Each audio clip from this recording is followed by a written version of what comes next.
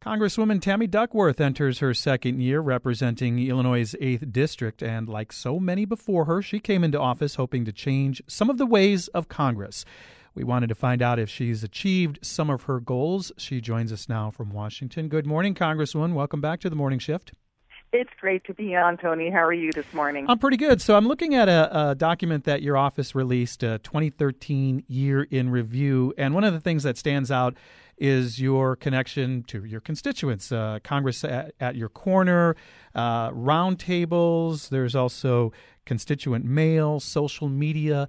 It seems like you had a lot of FaceTime with constituents. And I'm wondering, with that in mind, what were some of the things, were there some trending issues with constituents? Well, the top three things that my constituents talked to me about time and again was the economy. People are still looking for jobs, Tony. Between 2001 and 2011, the poverty level in my district went from 5.4% to 9.3%. So it almost doubled.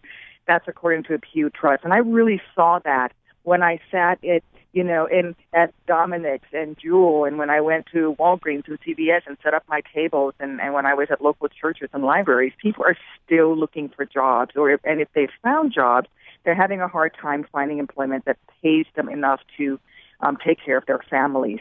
I also talked to a lot of seniors who are worried about their Medicare and their Social Security, and we spent just right before Christmas, we did a whole town hall where we taught seniors to look after Medicare fraud so that they don't get charged for things that they were never given, and so I'm making sure that if we're going to maintain Medicare, that there's not a lot of waste or fraud in it, so that we can take care of our seniors. Well, I'm sorry. Go ahead. No, and then overall, just the nation's economy and the spending and trying to make sure that here in Washington, as we spend the taxpayers' dollars, we do it in a responsible way. So three things: jobs, the economy, spending, waste. Those two going together, and then healthcare. When it comes to the economy and jobs, we got the latest jobs numbers this morning, and the unemployment rate is hovering a little under 7%. As you know, the unemployment benefits extension bill slowly working its way through the Senate, will be coming obviously to the House to extend those benefits. What is your sense? How are you going to vote, and what is your sense that something's going to happen in the House? Well, my understanding of what's happening is the compromise that's being provided is to extend it for just 3 months, as opposed to just an outright extension, which is what Democrats and what I would much prefer.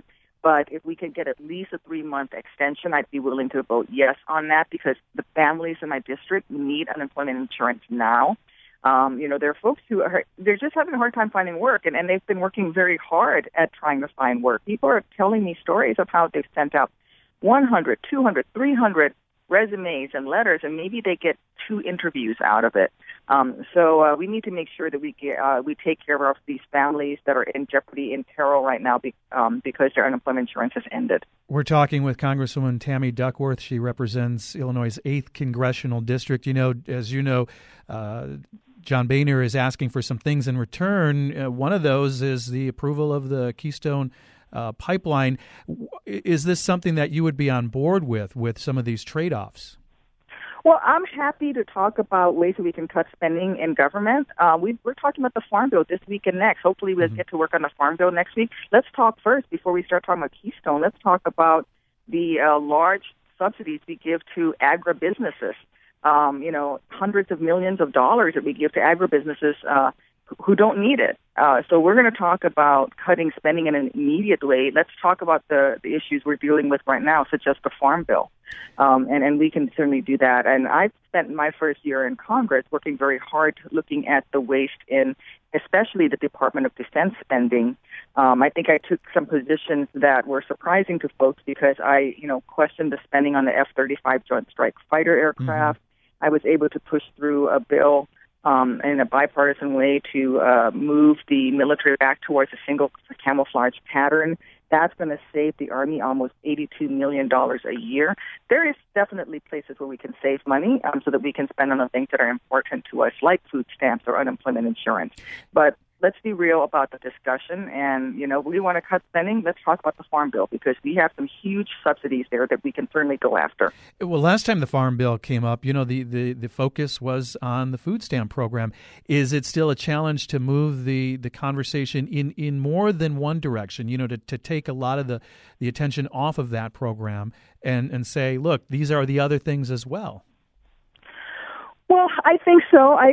Because I think there's a move by the majority to focus just on the food stamps and not on the cuts. I think those people who want to keep the subsidies, the handouts to large agribusinesses don't want us to talk about that and would rather talk about cuts to food stamps. Well, I was on food stamps in high school.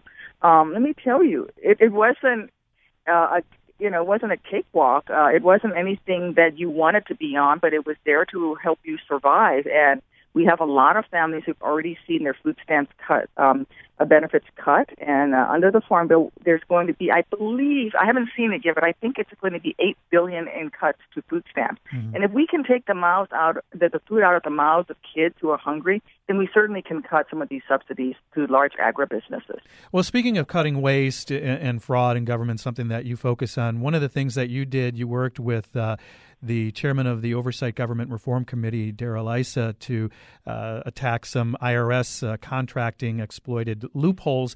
And as you know, Darrell Issa, a pretty controversial figure within Congress, and yet you were able to work with him. I'm wondering what this says about moving forward and some level of bipartisanship, especially as we move closer into the election season.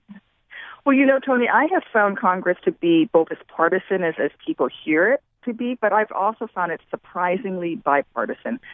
Darrell Issa is a great example.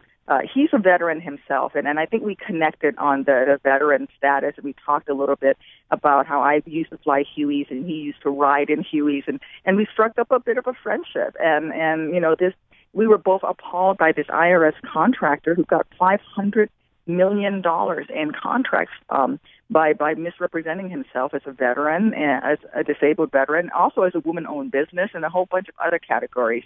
I've also signed on to the PRIME Act that is being introduced by Peter Roskam in the Chicagoland area. If you were around in 2006, you know that Peter Roskam and I fought a pretty hard-fought battle that I lost.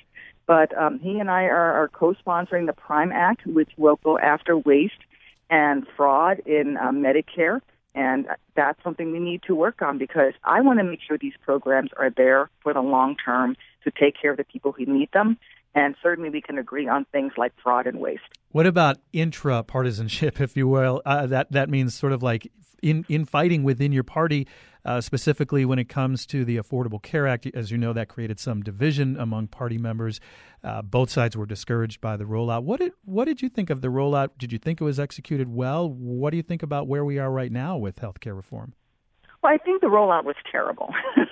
I don't think anybody thinks that the rollout was conducted well at all. I know that when I signed up for the Affordable Care Act, I went on to the exchange. It took me 8 hours. I sat at my desk for 8 hours, only leaving just to go when it was time to go vote on the floor of the House, or if somebody came in and had a meeting with me. But I sat there and hit refresh on my computer for 8 hours in December. I finally got enrolled.